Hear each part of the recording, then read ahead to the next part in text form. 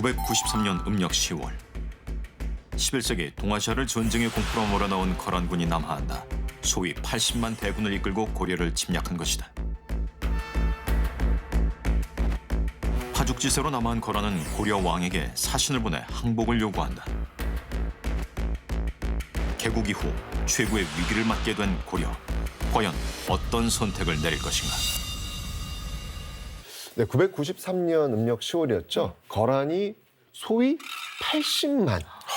이게 상상이 안 되는데 소위 80만이란 대군을 이끌고 고려를 쳐들어옵니다. 우리 저번 시간에 곰발한 거란 군사를 봤잖아요. 진짜 낯설고 무섭잖아요. 맞아요. 거기다 80만이라니 얼마나 위협적이었을까요? 말 틀렸어. 10만이 공부하는 사람들이 북하다가 패탁패탁 아니죠, 아니죠. 그러면서 귀걸이에 걸고 그렇게 하고.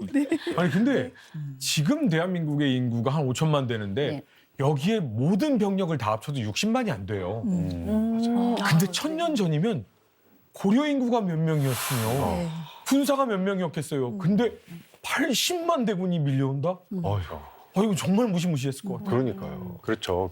사실은 80만이라고 하는 숫자는요, 거란 쪽 기록에는 어디에도 나오지 않고 고려 쪽 기록에서 소손령이 내가 이끌고 있는 군대가 80만이야라고 주장했다는 기록이 한 군데 있을 뿐입니다. 그래요. 아무리 생각해도 80만은 너무 많죠. 네. 그래서 현재 연구자들은 최대치를 잡아도 네. 뭐 한 6만 명 혹은 뭐 그보다도 더 적은 숫자가 아니었을까 그렇게 추측은 하고 있습니다. 여전히 거란이 대군을 이끌고 침략했다라는 소식이 딱 들리니까 고려 가만히 있을 수 없잖아요.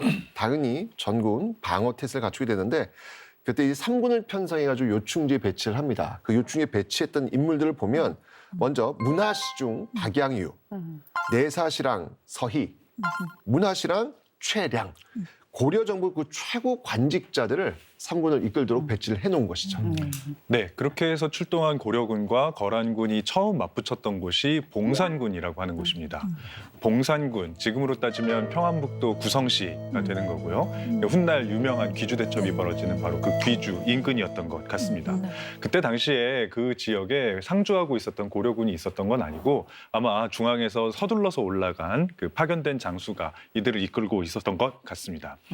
다만 전쟁에서 붙어본 결과는 고려 측의 참패였습니다. 고려에서 처음 이들을 이끌고 갔던 지휘관이 적군의 포로로 잡히게 되었다는 소식이 들려오게 되는 거죠. 그 정도면 진짜 대참패인데 고려가 탄생하고 나서 이렇게 대규모 외세가 침략해온 건 처음이지 처음이죠. 않나요? 처음이죠. 그러니까 굉장히 위협적이고 어떻게 방어해야 될지 몰랐을 수도 그러니까요. 있어요. 그치. 게다가 이제 거란은 이제 키타이라는 말 자체가 쇠붙이, 쇠붙이, 예, 칼. 그 칼이란 뜻이라는. 맞아요. 네. 얼마나 그 잔혹하고 그 무서운 그 분위기가 있을 텐데. 그렇죠.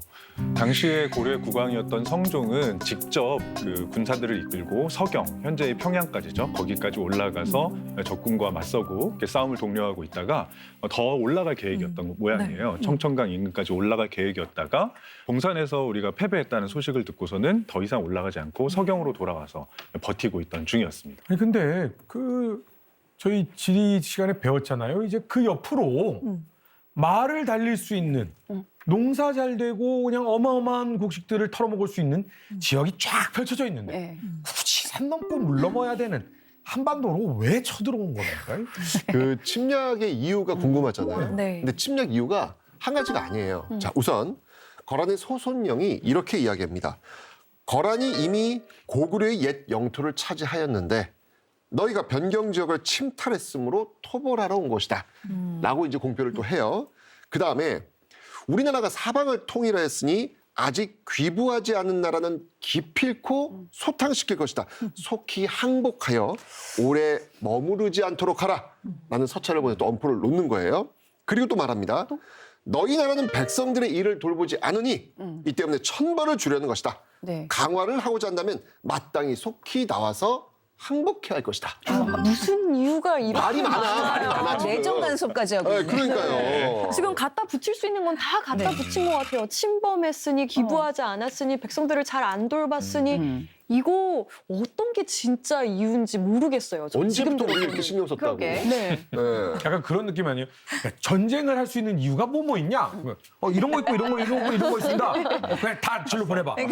이런 느낌인 것 같아요. 모호하기보다는 좀 구차한 느낌이 들 정도로 너무 이유가 네. 많아요. 그러니까. 그 사실 이제 국제 관계에서 정치적으로 외교적으로 해결이 안 되는 어떤 극단적인 상황이라는 게 바로 전쟁 상황이죠. 전쟁이라고 하는 것은 아무리 강대국이라고 하더라도 일단 시작이 되는 순간 아군의 피해가 있을 수밖에 없습니다. 그만큼 전쟁을 먼저 시작하려고 하는 쪽은 신중을 기하고 또 더 중요한 것은 명분이죠. 이 명분이라는 것이 없으면 대내적으로도 대외적으로도 설득이 안 되는 거죠. 네. 그러니까 전쟁을 일으키려는 그 명분들을 보면 어떨 때는 황당한 이유들이 참 많이 있어요. 근데 이 같은 경우에도 이거 세워지 보면은 너희 나라는 백성들이 일을 돌보지 않았으니 그건 우리 일이라고. 그럼 왜 이들이 신경을 쓰냐고. 참 이 명분이 참 빈약하다라는 생각도 들어요 지금.